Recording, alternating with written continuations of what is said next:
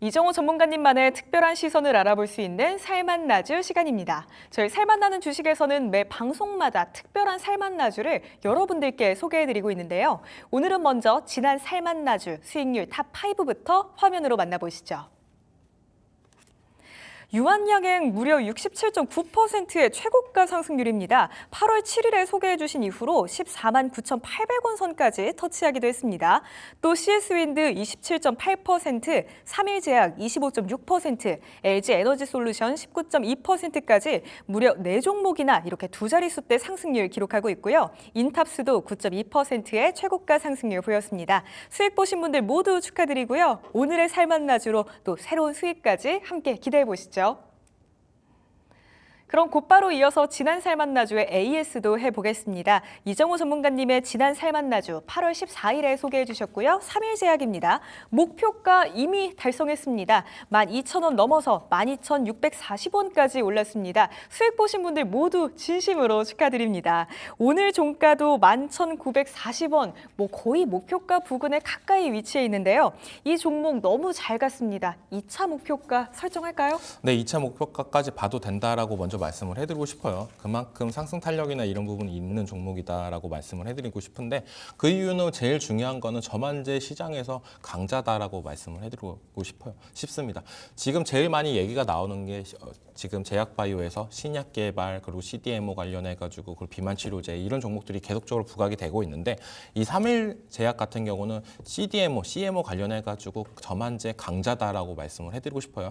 이 저만제 관련해가지고가 뭐냐라고 본다면 우리가 눈에다가 눈이 뻑뻑하거나 이럴 때 넣는 부분 안약이라고 보시면 되는데 이 제품이 생산하기가 되게 까다로운 부분이 있습니다. 그렇기 때문에 CMO 관련해가지고 더욱더 부각을 받는 부분이 제일 큰데 왜 까다롭냐면은 이 제품을 생산하려고 하면 기존 제품에 생산하고 있는 제약 공장에서는 생산을 못한다라고 해요. 그게 가장 큰 부분이 제일 큰데 이제는 삼일제약 같은 경우는 베트남의 공장이나 건설이 진행이 거의 다 됐고 이게 내년부터 이제 실적이나 이런 부분이 반영이 된다라고 하면은 폭발적인 성장은 이뤄낼 가능성은 있다라고 생각이 들고 있습니다. 이것 또한만 봐도 충분히 투자할 가치나 있는데 신약 개발이나 이런 부분들 점차 들어오는 부분 내년성에 더욱더 기대해 볼 수 있다라고 생각이 들고 있습니다.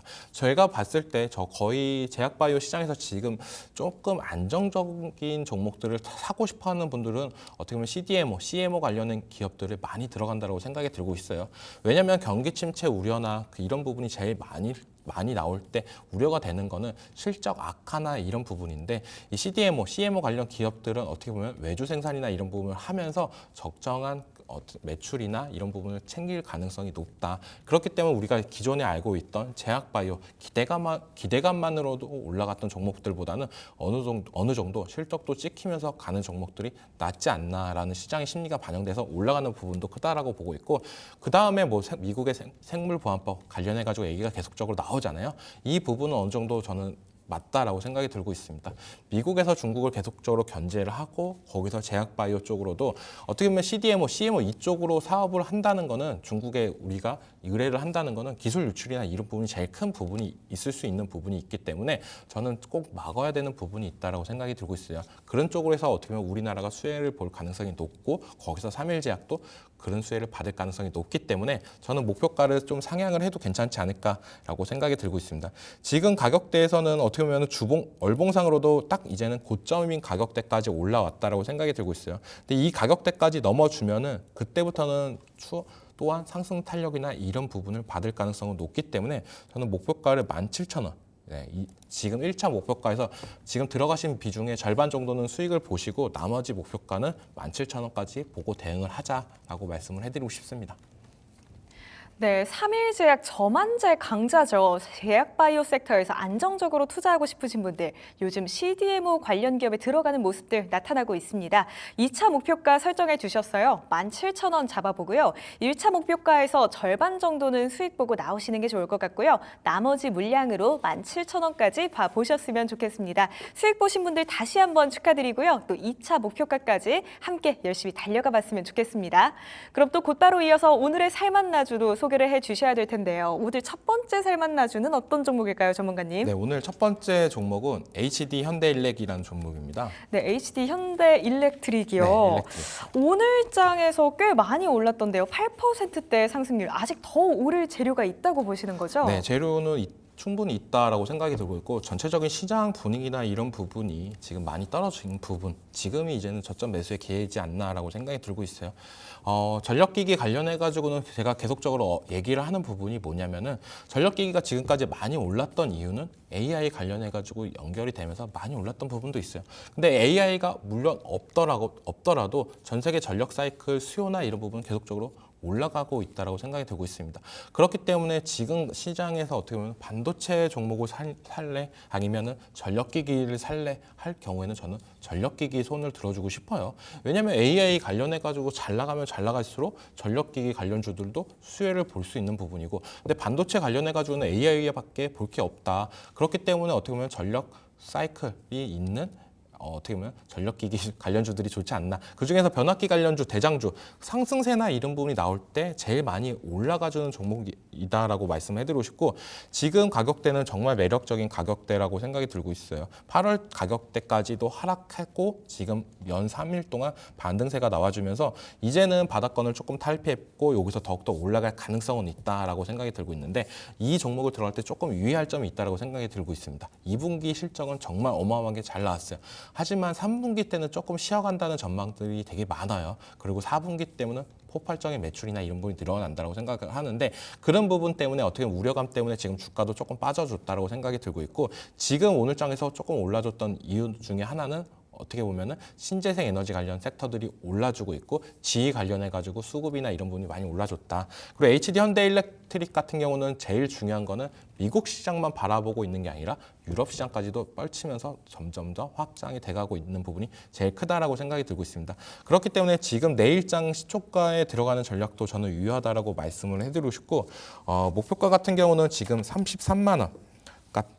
33만 원 정도까지 충분히 가능성이 있지 않나라고 생각이 들고 있습니다. 여기서 어느 정도 수익을 좀 챙겨 나가고 가는 전략, 그 다음 목표가는 어떻게 보면 40만 원 이상도 될 수 있는 부분인데 어느 정도 수익은 챙겨야 된다고 말씀을 해드리고 싶어요.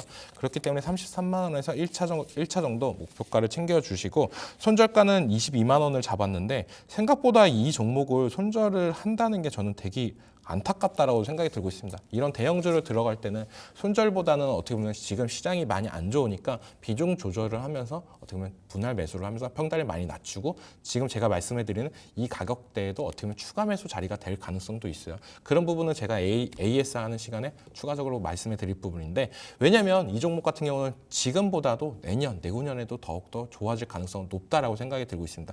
그만큼 전 세계적으로 전력 수요 사이클이나 이런 부분이 늘어나는 만큼 이번 연도보다 내년, 내후년도 기대하면서 가자라고 말씀을 해드리고 싶습니다.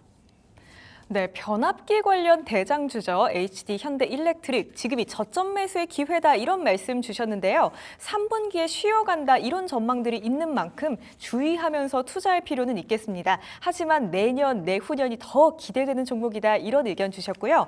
매수가는 내일 시초가부터 들어가셔도 좋을 것 같습니다. 목표가는 1차적으로 33만 원 선 온다면 어느 정도는 수익 보고 나오시는 게 좋을 것 같고요. 손절가는 22만 원 잡아주셨는데요. 하지만 이 지점도 충분히 저점 매수로 활용할 수 있는 지점인 만큼 앞으로 저희 따라오시면서 AS까지 함께 봐보셨으면 좋겠습니다. 오늘의 첫 번째 종목 살펴봤고요. 또 다음으로 소개해 주실 종목은 어떤 종목일까요? 네, 제가 좋아하는 화장품주를 갖고 왔어요. 그중에서 네. 실리콘2라는 종목을 갖고 왔는데, 이 종목은 알면 알수록 너무 괜찮지 않을까라고 생각이 드는 부분이 제일 커요. 지금 화장품 관련해가지고 어떻게 보면 상반기 때 너무 좋았는데 하반기로 들어오면 들어올수록 안 좋았던 부분이 있었습니다. 하지만 어떻게 보면 버크셔 해서웨이의 올타볼티 투자로 인해서 이 화장품주 관련주들이 시장의 부각을 받으면서 이제는 또한 상승세나 이런 부분이 나와주고 있습니다. 그 이유 중에 제일 큰 부분은 시장에서 우리가 많이 간과했던 부분, 어떻게 보면 2분기 실적이 나오면서 코스맥스와 아모레퍼시피의 실적이 안 좋게 나오면서 전체적인 화장품 관련주들이 안 좋았는데 지금 주가를 다시 둘러보면은 두 종목만 안 좋고 나머지는 다들 그래도 양호하네 라는 생각이 들 정도로 한국콜마나 실리콘2 이런 종목들은 계속적인 우상향을 해주고 있다라고 생각이 들고 있습니다. 그중에서 실리콘2를 갖고 왔던 이유 중에 제일 큰 부분은 요즘 시장에서 가장 큰 단어는 가장 핫한 단어는 저는 플랫폼이라는 단어다라고 말씀을 해드리고 싶어요.